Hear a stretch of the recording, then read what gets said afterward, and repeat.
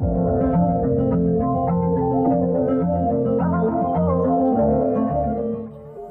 and welcome to the Mariah Gene Fit YouTube channel. I'm Coach Mariah. Make sure you like our videos, subscribe to our channel, and share our videos as much as possible so we can reach a broader audience. We appreciate your support and enjoy the video.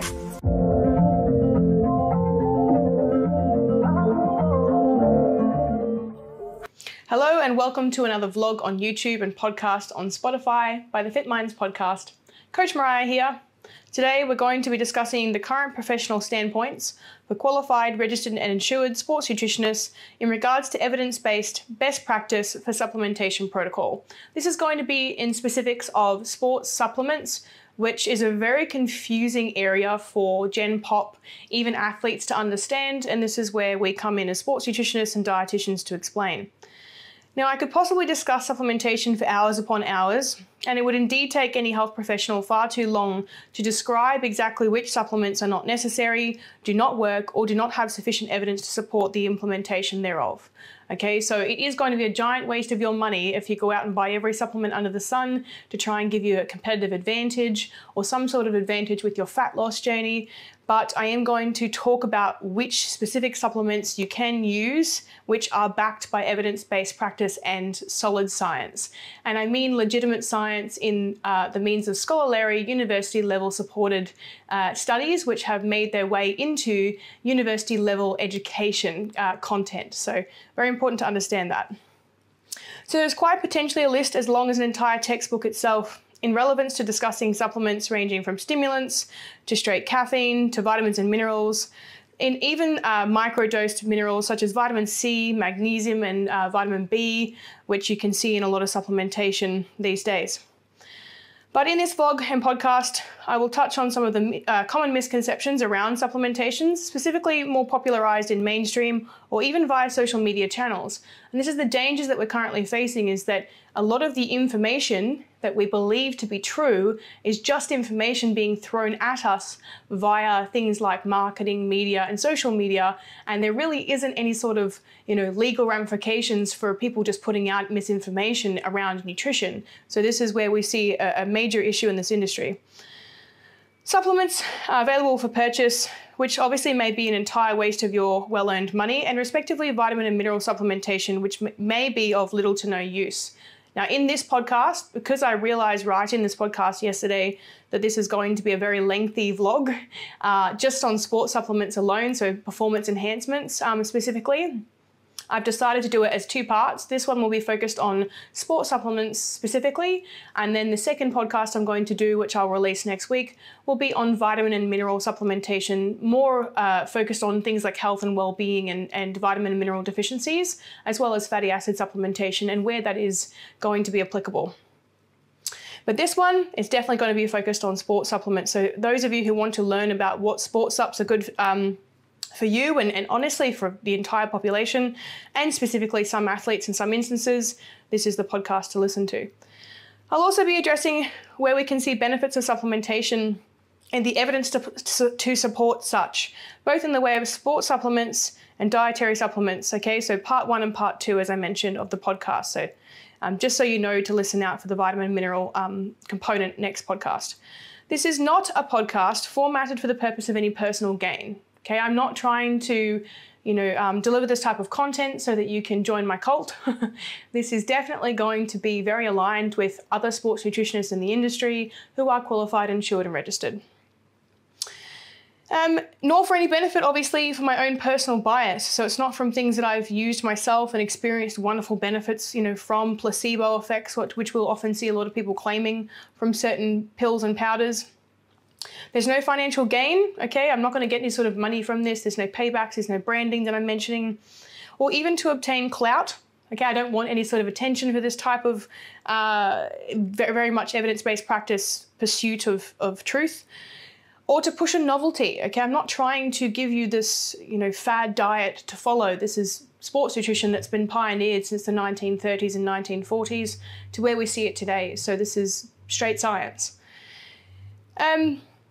Obviously, this is already a very confusing and at times misleading industry, oversaturated with misinformation versus reliable information derived from legitimate sources. It's going to be very difficult for you to tell them apart because obviously when people listen to information regarding nutrition, they're working off a basis that they don't know very much at all. And so when you do consume information, you are going to be very trusting of anything that sounds convincing enough. There is no coincidence that you'll notice most dietitians and legitimately qualified sports nutritionists, and I talk about qualifications because this is so important. There are so many people who are posing as sports nutritionists now and dietitians who are definitely not.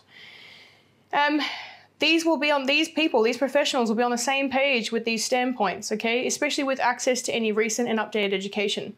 So it's no coincidence that a lot of maybe your top performing sports nutritionist coaches in the industry are going to be fully qualified, registered and insured. And if they're not, they probably have learned from somebody who was. But even then, each year we have to go through updated education in the changes that happen with developing science, where we do find that some supplementations may not be as useful as we thought they were. And in other cases, we may find new supplementations that will be very much of some use to us as athletes and everyday people. So this is why you've got to get on board with somebody who has education and updated education yearly. Because there is uniform education provided to health professionals in the way of university level qualifications, evidence-based practice, and scrutinized, studied, and information delivered via updated ongoing education. That's why I keep really reiterating this, is that it's not just about getting a dietetics degree 10 years ago, but also understanding what's changing with the science as the years progress. So, there is, firstly, obviously, before I dive into the ins and outs of supported supplementation protocol and where supplementation may or may not be necessary, I will pretense this podcast with the concept that you must always question the source of information that you are indulging or engaging in, okay?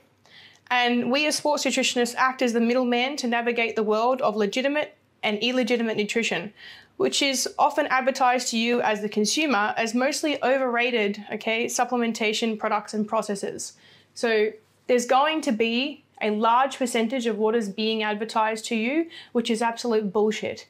And it's sad to hear, and we have to call it out, but there is an entire industry that makes a lot of money from this, and people who will definitely be in a very lucrative trade as a result of your unfortunate circumstances of disbelieving the back of a packet, basically. So whether you are absorbing information online, Googling information on products, or simply taking advice from somebody who is a self-proclaimed fitness or nutrition professional without any sort of formal qualifications. If you are taking advice from your local substore owner or the assistant, unfortunately their experience in the substore is just not enough for them to be able to be qualified to give that type of information. And this wouldn't be too dissimilar to if you were to go to your local pharmacy and speak to somebody over the counter about a medication who is not a pharmacist. But unfortunately, with where we stand in the supplement industry currently, and hopefully this is not forever, but we don't actually have any sort of legalities or legal requirements around supplementation claims and education required for those selling it, other than the requirement that hopefully the supplements don't kill you. So the TGA really only care about whether or not it's going to be lethal or damaging to your long-term health. So as long as they can get around that, they're able to sell it. So if it smells fishy, it probably is. If you've just got a coach and you're not sure where they qualified, where they got their education, they're not overtly open about it either, and they don't talk about insurance or registration, there's sort of no real clear, lines as to how they became a nutritionist or dietitian, you want to look at how much they're pushing supplementation protocol on you. In your diet plan, your meal plan, your macros, are they telling you you must be taking all of the above to be able to get XYZ results?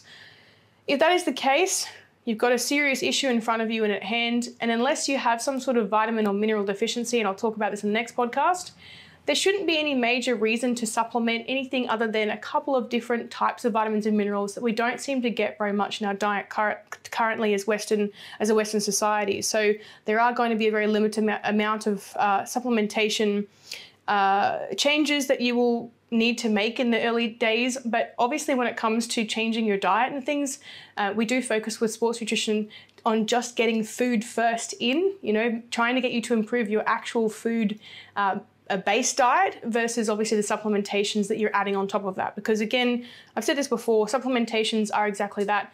They're a supplement. They're something that can supplement real food versus, they're not a replacement. It's not something that's going to be better than real food.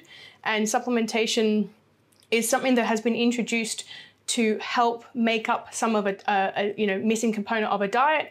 And there are, yes, going to be advantages with things like the sports performance aids that I'm going to mention in this podcast, but it's not going to be as notable as what you would think. If anybody ever tells you, that they don't require a sports nutrition qualification because they have done their own research, I love that one. I've done my own research. I have 10 years experience as a coach, this type of stuff, which unfortunately is backed by nothing other than their word, or they blatantly lie about being qualified, I suggest you walk in the opposite direction as fast as possible. Do your research with your coach, okay? If you are paying somebody a large amount of money weekly to coach you in a science, and it is that, you do need to understand that if you were not going to go to your neighbor for medical advice or your boss for legal advice, why would you go to somebody who claims that they're a coach for nutrition advice? Because nutrition is a biochemical science. It is something that requires significant study, and it's not just going to be Google study or their own experience with their own clients, with their own bias. It has to be based on a larger population and really critically studied types of situations with athletes and general population as well. So you're not going to see that with a coach who's using their 20 clients or their 15 clients as an example of nutrition practice, and their own experience is the only example of that. So what we see often in the fitness industry and nutrition industry is plenty of unqualified coaches giving uneducated responses and information to clients based on their own personal opinion. So again, this is just opinion. And unfortunately, a lot of people still haven't clicked on to this, that it's just as important to have a qualified, registered and insured sports nutritionist as it is to have a qualified, registered and insured lawyer or a doctor. There are reasons why these professionals have gone and done the studies that they have. It's to be able to give you the correct information. Claiming that industry experience excuses them from having to partake in any formal study or even update their studies, in which case you must ask yourself why they are opposed to doing study in the first place. So the reason why I spend most of this podcast talking about this is because often when you start to talk about supplementation protocol, a lot of people will start to argue with you. And the thing is, you'll often get arguments coming from people who are not qualified. And this is the interesting fact, is this is not an ego swinging match. It's about fact. It's about evidence-based practice. It's about what we see in our university textbooks, which are being written in the last, 5 years, right? So this is where we're seeing the updated evidence to support or not support particular supplementation protocol. And we as sports nutritionists and dietitians, sports dietitians, have to follow where the science goes. We must move with the science. And if you are not qualified, if you're not moving down that path, then you don't fall into that category of somebody who can give that advice. Unfortunately, also in this process, we see coaches prescribing all sorts of completely pointless supplementation protocol to unknowing clients with little to no evidence to back their claims. Just because there was a study performed on a particular sports supplement or vitamin or mineral supplementation does not necessarily confirm the study was thorough, without bias, or performed as a blind study even. A lot of the studies that they're claiming are coming out, even in the case recently of ice baths, you can't have a blind study with an ice bath. You very much know that you're in one. So unfortunately, when we see these placebo effects coming about with some of these new sciences, and they are practically fake science, what we would call fake science, and fads and things like that coming through the industry, is that we're unable to police these studies, and they're not being monitored properly and correctly, and they're just being thrown out there with opinion. Even so, we must always look at whether or not the participants and/or investors of the study had some sort of personal reason or gain for such a product to be supported in their favour. It's often not a coincidence that the companies funding particular supplementation studies are going to be heavily invested in the sales and subsequent financial gain of the product itself. A wonderful example of a social media influencer who was recently called out for blatantly lying about his personal PED, steroid use, was seen to be pushing a meat-only carnivore diet. Now, you'll all probably be very aware and knowing of who this person is. Not to mention the lucrative range of products he pushed towards his millions of social media followers with no formal qualifications in nutrition, sciences, dietetics, or even allied health. What an absolute shit show. So the supplementation industry is unfortunately not well policed or monitored at all, especially not for vitamins and minerals. Currently, it's not illegal to advertise and produce supplements as long as they are of no detrimental harm to the human body long term. And that's with current evidence standing. So we don't have a lot of long-term studies on some of these products, and we really don't understand the real long-term effects of the long-term use of a lot of products currently on the market, which can be quite frightening. But also without any plausible evidence to support their practical use for the general population or even for athletes. Basically, it's currently legal to sell somebody a substance, a powder of any sort, which does not serve any sort of significant benefit for your results, your health and well-being. Just because it is not harmful does not mean it is always beneficial or necessary. Just because a supplement is not harmful and can be sold legally because it's not harmful doesn't mean it's going to benefit you either. And this is what's really important to understand, is that we are so trusting of products with labels and advertising and what they tell us that that product actually does versus what it scientifically has been proven beyond doubt to do. This is where the industry has some major holes in it, and this is where sports nutritionists and sports dietitians come into play. We are the people who are meant to explain this to you, what works, what doesn't, what's a waste of your motherfucking money. Without any plausible evidence, okay, there is no sort of grounds for these products to be sold as, actual, plausible, usable sports supplementation, but they are currently. They can claim to do many things due to the very easily manipulatable legal wording utilised to deliver a convincing message without breaking any significant TGA rules, only for the safety of consumption rather than the claims of potential benefits. So this is what's interesting. You think it's illegal for a company to falsely advertise a product, giving a benefit that it doesn't give, and that is not true. It is possible and absolutely happens every single day with lots of different things, not just with sports supplements. What a scary thought, right? Additionally, we must be careful to immediately believe a product labeled towards influencing our opinion on the substance contained in the packaging. Basically, it's not illegal to falsely advertise benefits if the wording is described as potential, can, or may. Interesting, isn't it? And they do. They're very smart with how they word things. And even then, with the thousands of brands and products available on the market, it becomes exceedingly difficult for the TGA to keep up with administering the financial repercussions and legal consequences of falsely advertising product benefit claims. There are often legal lawsuits that are, actually even there are multiple at the moment that are in the process of being, finalized, where we have companies being sued for all sorts of things. But it usually takes something like an illness or a death for it to be investigated. So very unfortunate, but basically wasting your money is not illegal. Caution should also be considered when shopping at supplement stores and supermarkets, ensuring that you're not taking any sort of nutrition supplementation advice from a shop worker who is just not qualified in sports nutrition themselves. Working with sports supplements does not make you qualified in administering or giving advice with them. As you would imagine, they're simply paid to sell a range of supplements, but not necessarily and not always supplements that work. So you might be concerned now at even the thought of picking up a supplement off the shelf in fear of purchasing and consuming a substance which may be a complete waste of your time and money. Your concerns are warranted, but there is certainly a way that you can navigate the world of sports supplementation and vitamin and mineral dietary supplementation. Your first point of call is going to be a qualified sports nutritionist, dietitian, or allied health professional who specializes specifically in the area of dietary supplementation and nutrition. So this may not be your GP, and in fact, in most instances, it won't be. If you have got a good GP, you'll find that they will refer you outwards to the professional who specializes and expertises in their area. Not a random social media influencer that you want to look like, or who sounds fairly convincing or has the most likes on their videos or claims to be an expert in nutrition when they have no qualifications to match this type of claim.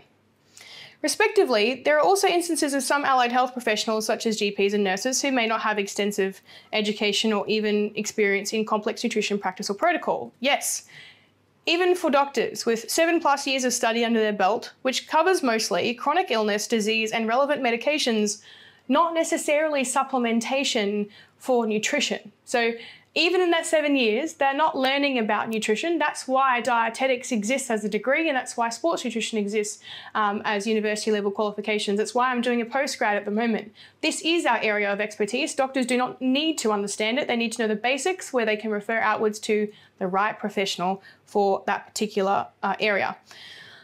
This is why specialists in certain fields exist, such as brain surgeons, immunologists, podiatrists, okay, for specific sciences or areas of the body. A doctor can't specialize in every area of the body or the brain. It's impossible. Now I've covered the importance of discerning the difference between legitimate and illegitimate sources of information. It's very difficult to tell. Most of the time, though, you're going to find that if you're talking to a legitimate sports nutritionist or dietitian, they're not going to claim they're an expert. Okay, they're going to be probably very humble and understanding that they are also always forever learning about changing science and nutrition. So I'm going to dive into the nitty-gritty of what works and what doesn't, as it is simply as possible with starting with sports supplementation. Okay, so I guess as simply as possible, I'll start with sports supplements, and then obviously in the second podcast, I said I'll focus on vitamins and minerals. I like to divide them up like this. Certainly, considering my audience being mostly general population, bodybuilding or body recomposition, as opposed to perhaps elite athletes engaging in more endurance-based sports, such as marathon runners or triathletes. However, I will make note of instances where supplementation will benefit endurance-based athletes more specifically. Firstly, I will start with a long list of amino acids which has been significantly studied for the purpose of ergogenic aid in sports. I'd like to clarify that I have taken the information I'm about to provide directly from my postgraduate studies, recommended textbook literature in sports nutrition, okay? This is literally direct from my textbook. Sports Nutrition, in the 3rd edition, authored by Professor Asker Ukendrup, I'm so sorry if I pronounced that wrong, who holds a Master's in Human Movement Sciences and a PhD in aspects of carbohydrate metabolism and fat metabolism during exercise, and Professor Michael Gleason, who holds a Bachelor in Biochemistry and a PhD in the effects of diet and energy on metabolism, respectively, both respected experts and lecturers in their field. Okay? So these are going to be the experts that we probably need to have a good listen to, and especially with the depth of the studies that are in this textbook, it's incredibly intriguing. There have been circumstantial, however often limiting claims to support supplementation of numerous different types of individual concentrated amino acids, including the following: arginine, aspartate, ornithine, BCAAs, glutamine, tyrosine, tryptophan, taurine, and glycine, respectively, amongst others. With plenty of hype in the industry surrounding BCAAs as a useful, apparently, supplementation. Unfortunately, there is still no significant evidence to support such claims in seeing no benefit to muscular endurance, power, repair, immune function, fatigue, glycogen, sparing, etc. Considering this is for exercise, reducing net protein breakdown during exercise. So if you look at that, to any of the claims that have been in favor of this, we've actually found that they're false. There is nothing to support such. Basically, the argument is to be made that a real food alternative, okay, should be actually providing a higher and better quality array and dosage of amino acids to establish the benefits of the BCAAs that they seem to fall short of. So it would look like things like inclusive of perhaps a whey protein isolate, which is a supplementation, okay, but it's going to be a more concentrated version, which is going to contain an important amino acid for the purpose of muscle recovery and building, which is called leucine. So it's no coincidence that for the last 10, 20, 30, or hell, I'll even call it 40 years, we've been using whey protein isolate. Specifically, I'd say in the bodybuilding field, we see a lot of it, but it should be used for endurance athletes as well that we're seeing. So, whey protein isolate being a powdered, obviously, version of whey is going to be of a higher quality content of an amino acid profile containing essential amino acids versus a branched chain amino acid. And that supplementation in a powdered version is not going to be of a high quality as what a whey protein will be. So basically it's like, you don't want to be drinking whey protein during your workout, you might vomit, but there is benefit to drinking whey protein or having whey protein in your diet as a supplementation to reach your total protein intake if you don't like eating a whole ton of chicken breast and fish and egg whites.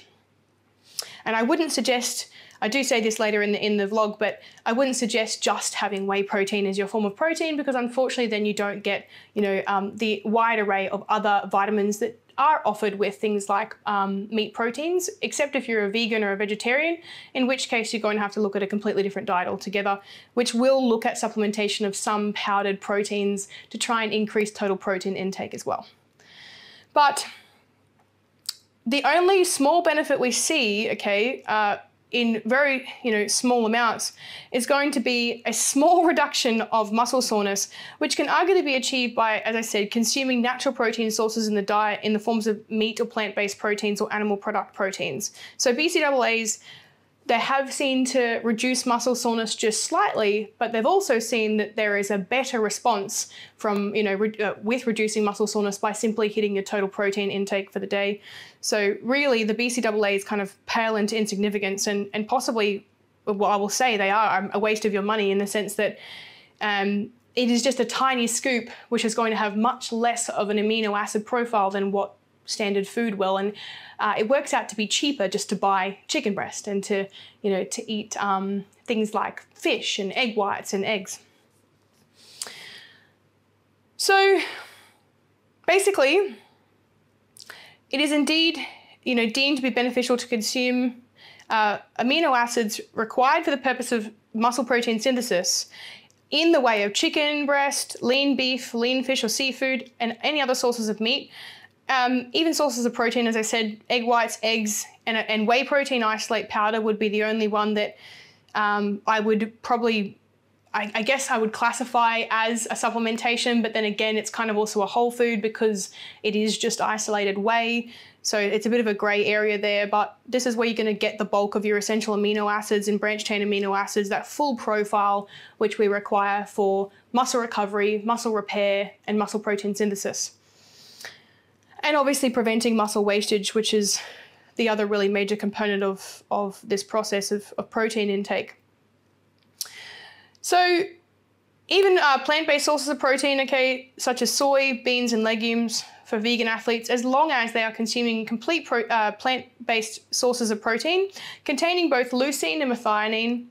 Okay, so plant-based protein sources will often deliver only one type of either leucine or methionine. So unfortunately, we don't see any sort of current plant-based sources of protein which contain both.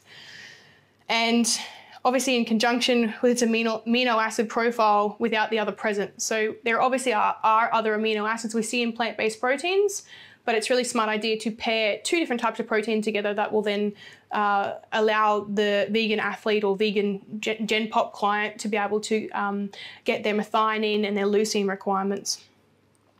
So it's important for plant-based athletes to ensure they are pairing them together so that they are not avoiding, the full profile. And leucine has been seen to have a higher influence on muscle protein synthesis specifically, but methionine has its own benefits in its own right as well. And we can see methionine deficiencies being an issue with vegan athletes or Gen Pop vegan vegetarian clients. So this basically deems supplementation of amino acids such as L-glutamine. L-glutamine is a massive one I've seen a lot of coaches prescribing who aren't qualified, as completely pointless. L-glutamine supplementation is completely pointless, especially given that glutamine is the most abundant amino acid in the body, which we are indeed able to synthesize from other amino acids. So if you understand biochemistry, you'll get how abundant amino acids such as glutamine are already in the body. If you're eating food, if you're eating protein, you're already synthesizing a large amount of L-glutamine. So I liken the analogy of supplementing L-glutamine as pouring a cup of salty water into the ocean. It's why? Why are you doing that? There are obviously essential amino acids which we cannot synthesize. So that's why they're called essential amino acids. So this is what makes up protein. We can't create them in the body. Okay, we need to actually physically consume them to be able to get them into our diet. And we need to consume them daily in order to reach our amino acid profile requirements to prevent muscle wastage and promote muscle growth, including histidine, isoleucine, leucine, lysine, methionine, and phenylalanine. All fun names, but basically, again, if you're getting your wide variety of different proteins, I like to just have a different protein source at each meal. So it might be a whey protein isolate for breakfast, and then, it makes sense. Lunch, chicken breast, and then dinner might be some extra lean beef. And that way I'm getting a nice variety across my diet, and maybe some eggs and egg whites every now and then. So in instances where somebody may be struggling to hit their set protein intake, as I said previously, it may be recommended to incorporate a whey protein isolate powder into your dietary regime in order to bump up the total protein content of your diet. Now, these can be readily consumed. These protein sources can be readily consumed in a standard balanced diet. Ensuring that you're hitting your total minimum protein requirement daily is the important factor for protein consumption. So supplementing BCAAs is the last of your worries or concerns. If you're not currently hitting your protein intake, that's where your focal point should be heading towards. However, obviously, I'm not mentioning that you need to have, multiple scoops of protein daily to reach your protein, as I said. But, it's not a one-size-fits-all product. Some people react a little bit to whey protein isolate, so you might want to get a hydrolyzed whey, which has had majority, if not all, of the lactose removed, or a vegan plant-based protein, which, again, will have to be a blend to contain both methionine and leucine. So, obviously, whey protein isolate does not contain does contain high amounts of protein per gram. And it actually contains a full profile of essential amino acids, including leucine.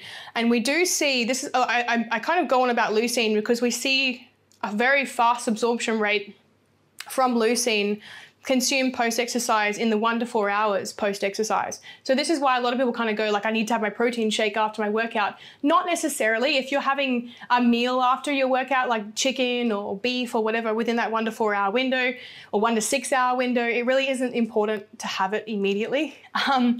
But you will see that the absorption of that leucine will be available from that particular, plant-based, protein, the animal-based protein. Whey protein, chicken breast, extra lean beef mince, or kangaroo, or any other sort of animal protein will contain those high amounts of leucine. But you can see that, sometimes it is more viable to have a scoop of whey in a shake or in some milk poured over cereal or something like that. And there's that huge spike. You do see it with this massive amount of absorption of protein post-exercise with leucine. It may be somewhat beneficial to supplement specifically essential amino acids, okay, because branched chain amino acids, they're kind of something that we can synthesize ourselves in our body. So intra or post-workout to prevent muscle soreness, I guess, if you really want to. I don't, again, it's not some sort of magical cure if you are already hitting your protein intake in the rest of your day. But in most cases, it will seem to be more beneficial to consume proteins naturally in the diet to unlock multiple benefits of muscle recovery and repair, which will surpass the basic benefits of BCAAs. Moving on to a range of other supplements which have been claimed to enhance sports performance. Now, because this lengthy list is going to be fairly extensive, I'm going to focus on a list of supplementations that do have significant evidence to support their claims, and an opposing list which quite simply does not, right at the end. Again, there's probably going to be a ton that I'm going to miss, but I just don't care for them, and so I don't think they really deserve a spot in my podcast. So if you want to argue about it, let's go. I'm going to discuss, obviously, and as well, like the ones that I'm talking about that don't advantage people. It's going to apply to the general population and athletes. So it's not just for, athletes or just for Gen Pop. It's going to apply for everybody. But the ones that there are going to be supplementations that I do recommend that are probably only going to be useful for endurance athletes. So it's not something that you need to be using if you're just dieting currently or trying to recomp your body. Firstly, I'll begin by introducing the top 3 sports performance aids that currently exist in sports nutrition practice, being that of water, carbohydrates, and caffeine in that order. Interesting, isn't it? The first 2 of those are readily available in our everyday life, and even caffeine, we could argue. As we might like to think that a powder or a pill might be beneficial for our sports performance, fat burning, or provide some sort of enhancement to our metabolism, unfortunately, I'm going to say fortunately because it's nice to know this, it's just not the case. The truth of the matter is that there is more in sports nutrition that doesn't work for the purpose of sports performance enhancement than actually does.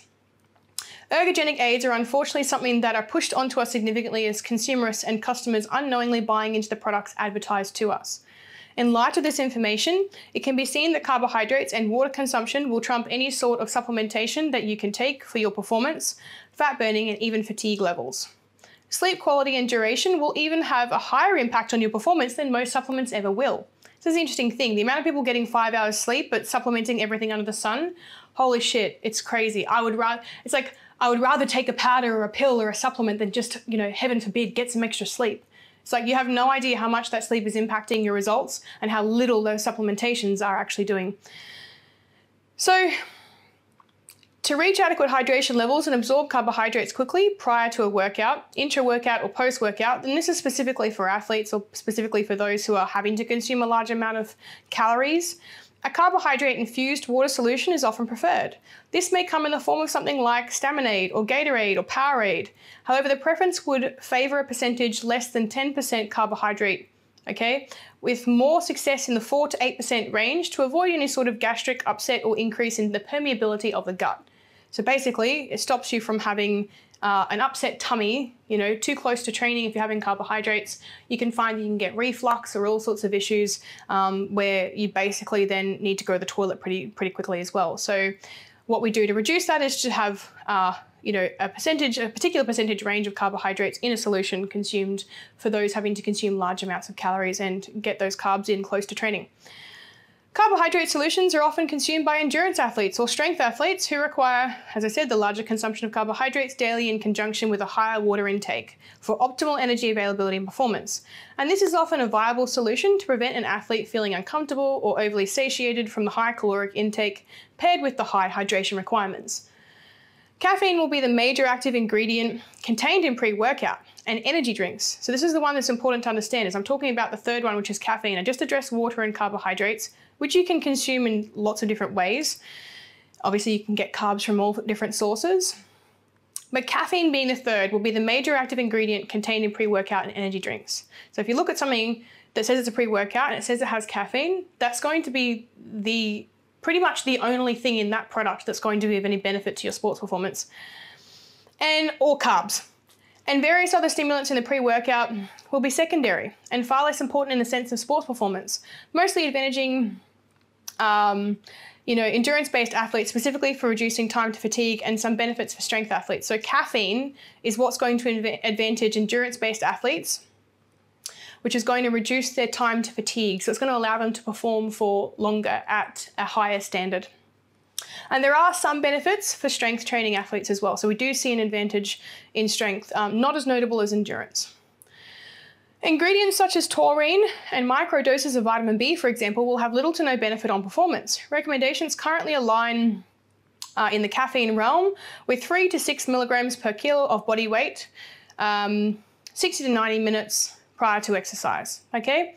So you can probably work out that math in your head, but generally I find that it's 1 to 2 servings of caffeine for myself. Different people have different tolerance levels as well. If you enjoy the taste of pre-workout, by all means, continue to supplement it, but keep an eye on the doses as you may be overdoing it. Too much caffeine can often drastically affect natural energy production and sleep and lead to adrenal fatigue long term, which will actually lead to a negative impact on your quality of life, your well-being, your health markers, and your performance. There is a way to overdo caffeine. But if you're trying to save some money and you don't mind the taste of coffee or controlled doses of caffeine tablets, it might actually not be a bad idea to simply make the switch. It is also important to consume sufficient water to match your caffeine intake to prevent dehydration and further aid sports performance. These recommendations would not be given perhaps for exercising in the afternoon, where caffeine consumption is less than ideal, 8 hours or less leading into bedtime. So it does definitely interrupt your sleep cycle. No matter who says they are completely immune to caffeine, it will disrupt certain parts of your sleep cycle where you will not get as much deep sleep. If it is close to bedtime, that close to bedtime. And it can be, I'm very sensitive to it myself. I actually cannot have caffeine, even 10 hours before bedtime without having an impact on my sleep. But the long list of ingredients that you see on your energy drink or your pre-workout may pale into insignificance with regards to the impact on your total performance, especially at the current levels of microdoses provided in most supplementations, including even the microdose levels of creatine, for example. So we see creatine put into everything. It's because it's really cheap to make and it's really cheap to use as a filler in a product so that they can bulk the product out. It's really interesting how that works. obviously not actually reaching the full requirement daily to add any sort of benefit to taking such a supplement. So if it's not, the full, even in the loading period for creatine as well, if it's something like, I don't know, like 50 milligrams of creatine, which is nothing, or 100 milligrams of creatine, it's still not going to help you reach that total daily supplementation requirement. On that note, creatine supplementation is another widely popularized supplement and can be listed as the fourth ergogenic aid, which does indeed hold substantial evidence to support its claims in that daily supplementation for a prolonged period of time will result in eventual increases in power, strength, and recovery. It will be different from person to person as to how notable that is, and generally you find that it will be more favorable paired with a higher carbohydrate diet and obviously adequate hydration, with no coincidence being that they are the first two sports performance aids. Obviously coming with some less than ideal side effects at times, such as suggested tummy upset and water retention, which people don't like. They don't like that their weight goes up by 1 or 2 kilos. The tummy upset, I think, would be a larger issue. However, because excess creatine stores are indeed stored in the muscle, the water retention should somewhat be welcomed for those who are purposefully trying to increase power, strength, recovery, and in turn muscle mass. So it's like, don't worry so much about your weight and just think about the fact that it will stop. It won't keep going up with creatine supplementation, and that generally it fills the muscles out. So they actually look a lot fuller versus you don't look like you've got more body fat. You just have like a more dense muscle tissue look to you. It's hard to describe, but you'll understand it when you start taking it. So a lot of women who are avoiding creatine supplementation, it might not be a bad idea to give it a go. Recommended doses for taking creatine supplementation is 3 to 5 milligrams daily as a maintenance amount, or as tolerated without any sort of adverse side effects. However, there is a recommended loading period when you begin of 5 to 7 milligrams daily for 7 to 10 days, or optionally 4 times 5 milligram servings in a 24-hour period to reach the full 20 milligram saturation. 20 gram saturation. I always get them confused. 20 grams. 20 grams saturation. So 3 to 5 grams daily as tolerated. I always do this. I do the meg versus grams because I'm always talking in milligrams in other ingredients. But creatine is grams. 3 to 5 grams daily is tolerated without any sort of adverse side effects as the maintenance amount. So that's what you want to be having daily after you've loaded. The loading period when you start is 5 to 7 grams daily for 7 to 10 days, or optionally the 4 times 5 gram servings in a 24-hour period to reach the 20 gram saturation, if tolerated. So if you try to do the 4 times 5 gram servings in 24 hours and like by the third serving you can't still go in the toilet, probably stop. Then you look at tapering back to that 3 to 5 gram daily, that mark. I find myself that creatine actually gives me unfortunate stomach upset, and therefore I have trouble supplementing it at all. I have tried it often, quite a few times, and I still have serious tummy trouble, so I've just had to stop altogether. But if I do supplement it, I supplement the amounts in very small doses daily. And again, I'm reaching my full protein intake from the rest of my diet, so that will contain creatine.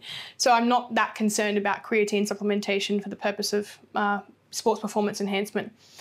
We've also seen extensive studies in supplementing beta-alanine, which will also require loading periods in order to take full effect. Unfortunately, beta-alanine can often come with a less than desirable side effect of skin tingles as well, which basically means the body has been exposed to a level which is perhaps too high and unnecessary for it to tolerate, or even just because it's a once-off dosage and your body isn't used to that amount.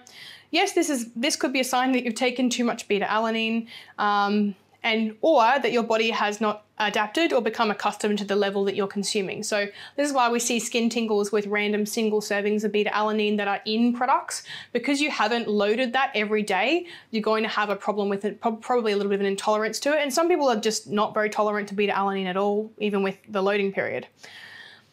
Beta-alanine can be seen to be microdosed in many different products and supplements. The science behind beta-alanine supplementation is to support the idea that it reduces time to fatigue as well and increases high-intensity performance capability in examples of short, sharp sprints and continuous bouts of something like powerlifting, for example, over a longer duration, longer than 60 minutes. So up to 60 minutes and beyond, basically. Sorry, not up to 60 minutes, only 60 minutes and beyond. So there's not huge benefits to that, short mark of exercise, but it is going to look at the enhancements being 60 minutes and beyond. The recommended loading period is 4 to 6 grams daily, split into individual doses, 2 gram doses for at least 2 to 4 weeks. The recommended dosage is 2 to 5 grams daily for maintenance. So very similar to creatine supplementation, but slightly different. Randomized or overconsumption of beta-alanine, often paired with skin tingles, alludes to the misconception and idea that somebody is consuming a fat burner product. So we all know that person who takes a pre-workout and gets the skin itchies, and they think that they've got a fat burner and it's this U-Butte awesome product, and it's unfortunately of no use for fat burning.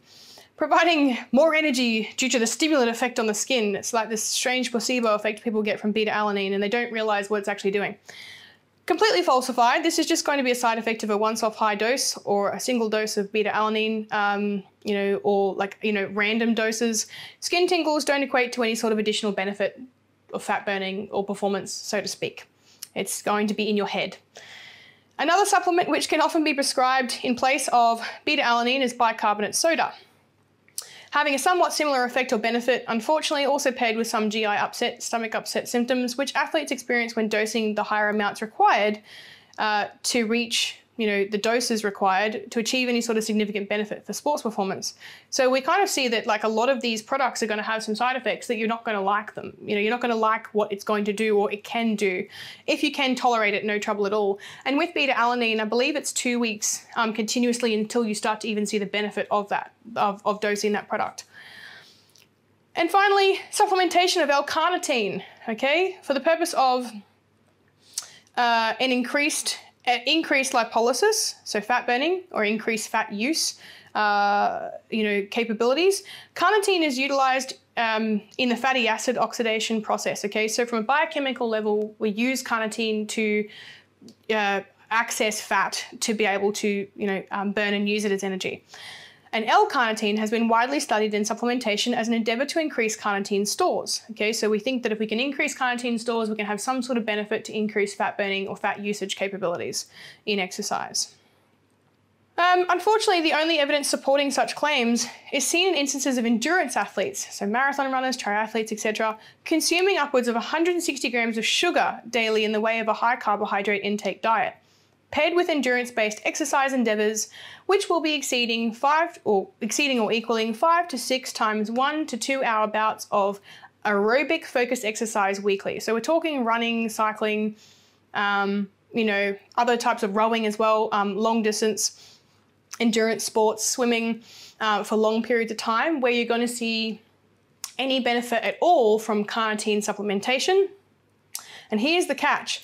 Furthermore, the benefits can only be noted after 6 continuous months of daily oral supplementations of L-carnitine. And even though there has been some evidence and support in things like, directly injecting L-carnitine into the bloodstream, unfortunately, it's just not viable. And they're still seeing with this supplementation that it has to occur across a 6-month period daily. Crazy, right? Basically, unless you're an endurance athlete consuming a very large amount of carbohydrates, and I'm talking, this is a lot of carbs, 500-600 grams of carbohydrates a day plus, daily continuously alongside L-carnitine. L-carnitine will provide no advantage to your fat burning or fat usage capabilities. So it's not just going to go and, you're not going to be able to translate this into Gen Pop, everyday fat loss, resistance training. If you want to try and recomp your body and build a bum and have that shape and have definition, and if you don't want to look like a marathon runner, even in the case where you are going to supplement L-carnitine with endurance athletes, it's more about their performance than it is about losing body fat. And I'll talk about that now. The predominant reason it will provide any advantage for endurance-based athletes is for the purpose of conditioning their metabolic pathways to utilize fat stores prior to depleting muscle and liver glycogen stores, okay? So it's trying to encourage and condition their bodies, their metabolic pathways to use fat as a fuel source before depleting all of their carbohydrate, okay, sources. So it's really interesting to think that it's actually more about performance than it is about fat loss. Not necessarily providing any sort of benefit for general population. And it would be in the instance of perhaps use of it, for example, in an event. So this is why we condition endurance athletes, is to get better at performance for their events. whereby preserving energy for performance is key, specifically for the final leg of a marathon or a triathlon. So, we want to preserve carbohydrate stores and use a little bit more of those fat stores naturally in an endurance-based event so that the endurance athlete can give their best in the final stretch. But obviously, as I said, no sort of a substantial benefit for a gen population client or even resistance-based training athletes or strength athletes wanting to recomp their bodies in an endeavour to burn more fat, supplementing L-carnitine. And you will find that L-carnitine will be the major ingredient found in most fat-burning substances or supplements which are found on the market currently. Somewhat misleading, but still not necessarily illegal to claim. Finally, sodium nitrate has some evidence to support sports performance enhancement, which can be supplemented in the form of concentrated vegetable sources such as beetroot juice. It's a strange thing to drink.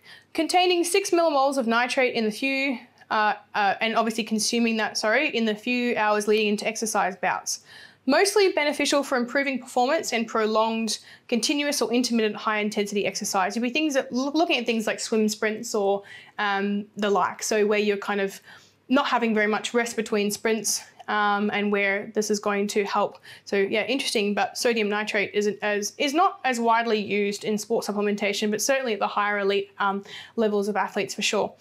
In any case, however, with regards to sports performance-based supplements, we will see as little as 5% and at most a 15% advantage to performance in sports. In most cases though, these will definitely fall under the umbrella of the 5% range. So there's going to be very few supplementations that are going to provide a 15% advantage to performance.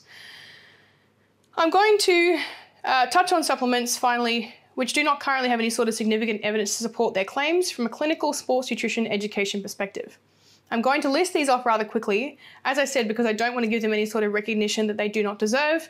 There will be more, so please don't stress about this. There's going to be more. There's going to be more that I'll mention in the next podcast as well. And look, there are going to be some supplements and vitamins and minerals and things that you can take to help out with sleep and to help out with general health.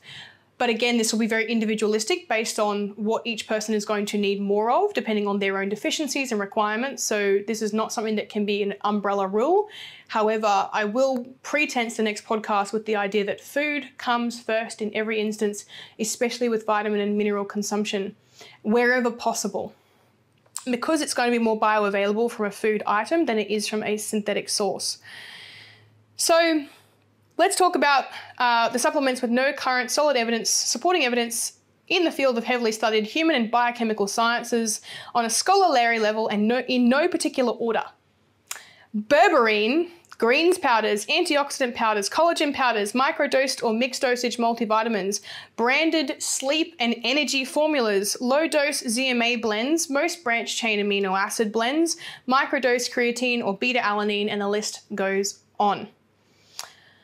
And I talk about microdose creatine and beta-alanine in reference to the products that contain the small amounts of it, not specifically the products that have a high dosage formula of that particular item, such as creatine or beta-alanine. So, the microdoses are not going to be very effective at all. Understandably, I've just listed a combination of claimed but not supported sports performance aids. I've also mixed vitamin and mineral health supplements in there too, because some people have this idea that greens powders and collagen powders are going to give them more energy. But the same rule will apply when I touch on the further health focused supplements in my next podcast, okay? So it's going to blend into each other a little bit, but the same rule will apply, that there's no sort of magical formula or powder that you can take that's going to be better than the natural version of it in general with most things. And the cases where you will require the extra supplementation will be in the cases where you just can't get it from your diet, or at least, and you wouldn't be using supplementation as a lazy man's way of, reaching your intake, because you're only selling yourself short. If you can consume it in your diet, taking the supplementation is going to be the lesser version of such. I could literally spend hours listing every single type of supplementation that exists on the market that is falsified, but I won't, because both you and I will tire of it. However, if you are in doubt and curious, please feel free to message myself or a fellow sports nutritionist dietitian, okay, because there are sports nutritionists and sports dietitians who will be able to help guide you away from phony, fake science supplementation protocol, which will simply be regarded as a giant waste of your money and energy and time. In my next episode, I'll be touching on vitamin and mineral and fatty acid supplementation as the part 2 component of this podcast. So stay tuned, and thanks for listening to some Biochem with Coach Mariah Jean. Thanks a lot. Looking forward to doing another podcast for you soon. Bye.